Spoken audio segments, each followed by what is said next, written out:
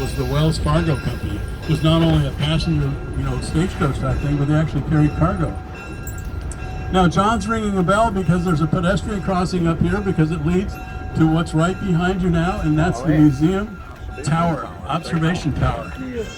You can go to the top of that. If you do, would you count the steps and let me know?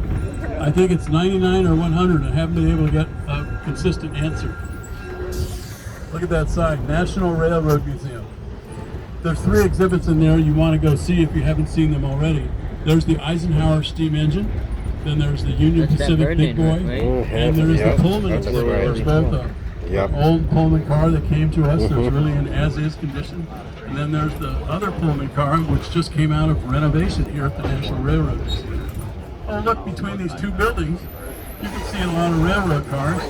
Those are there for students to come in for education and training so they can walk down and see, one's a liquid carrier, one's a grain carrier, a box car, flat car, etc.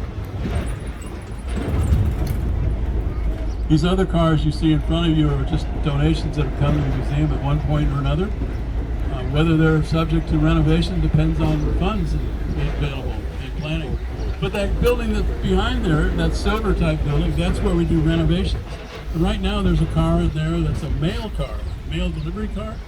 And the mail used to go across the country on a railroad car. They used to pick it up by a pole and drop it on a platform. And inside that car there's hundreds of bins for all the little cities that it used to service. It's really neat to see.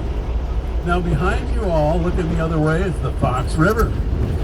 You know, the Fox River is an interesting river in North America because it flows to the north. There aren't many rivers that do that.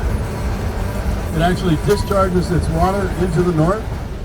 And there was a gentleman who was sent from Quebec a long time ago to investigate the Great Lakes and Green Bay and the Fox River. And he actually came and went up the Fox River as he's doing his research. He was here to befriend the indigenous people and learn if there's any resources here. And we'll go on a little bit more about that, but we're going over our flying bridge right now. You really can't see it. It's a neat little bridge. You can look up the Dutchman's Creek and see the other bridge. At the other end where that bridge is in that area, there was a sawmill there at one point in time. It was the second sawmill in this area. It was 1813. It was put there. I can't say Wisconsin because this really wasn't even U.S. territory in 1813. So this gentleman basically came and discovered the Fox River, went up the Fox River, kept going upstream, and he came to a place where he discovered the Wisconsin River that happens to be in what's known as Portage today. And he went down the Wisconsin River to a point where it got really wide. And he said, I have discovered a pathway to the Orient. And he turned around and went back to Canada and Quebec and told them what was there. Canada wasn't in existence. We are now entering an area of the museum that's rented to an organization called Terror of the Fox. That's a Halloween event. And you're going to see out here right away, you're going to see there's a haunted mansion. That haunted mansion. It's really cool. That haunted mansion could be something like out of a cathedral in Europe, or maybe something from Harry Potter. A little bit of trivia. I'm told it's made of styrofoam. They basically molded it and put it all together like a big Lego thing. This is Terror on the Fox. It's an October event, and if you're under 12, you may not want to participate. And I'll leave it at that.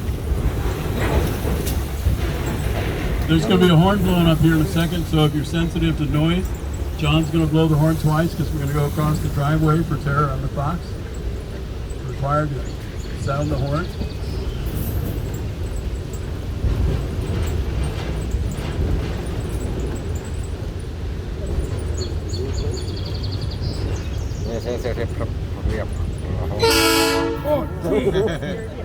That spooked me.